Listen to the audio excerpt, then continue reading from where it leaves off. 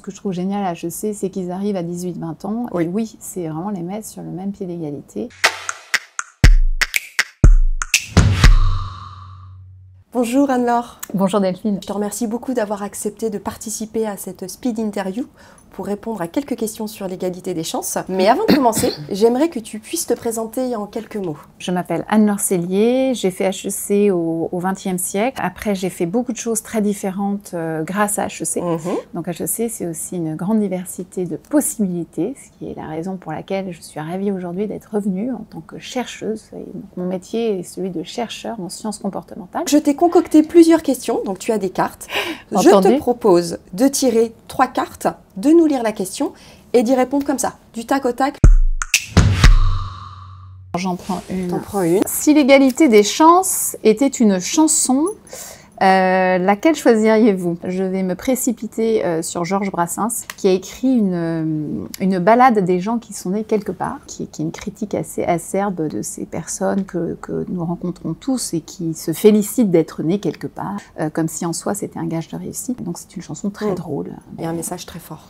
Un message très fort, un peu dur, mais qui fait vraiment réfléchir, parce que oui, je crois qu'à un moment donné de notre enfance ou de notre adolescence, c'est toujours très tentant pour ceux qui sont avantagés de le mettre en avant. Effectivement, si on y réfléchit, ça n'a pas beaucoup de valeur en soi. On continue? Oui. Allez, c'est parti.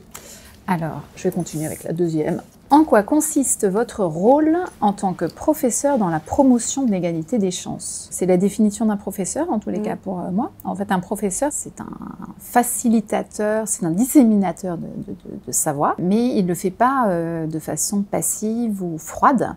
Il le fait de façon chaude, c'est-à-dire que si j'enseigne quelque chose et que ça n'est pas compris, digéré et transformé, sublimé dans chaque individu, ça sert à rien. Tout ce qu'on fait, j'ai envie de dire, vise à l'égalité des chances dans la mesure où on forme des élèves à s'engager dans le développement durable, donc dans l'égalité des chances, et puis à la vivre eux-mêmes. Permettre à des élèves qui sont plus désavantagés sur quelque dimension que ce soit de trouver leur place et de pleinement réaliser leur potentiel. Allez, la dernière.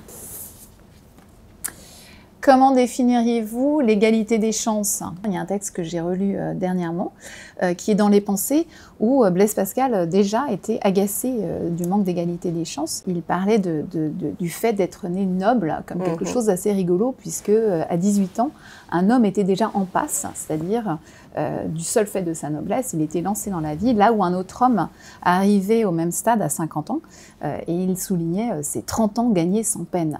Voilà. Donc pour moi, c'est ça la définition de l'égalité des chances. Comment est-ce qu'on amène ces hommes, ces femmes à 50 ans à arriver au même potentiel à 18 ans.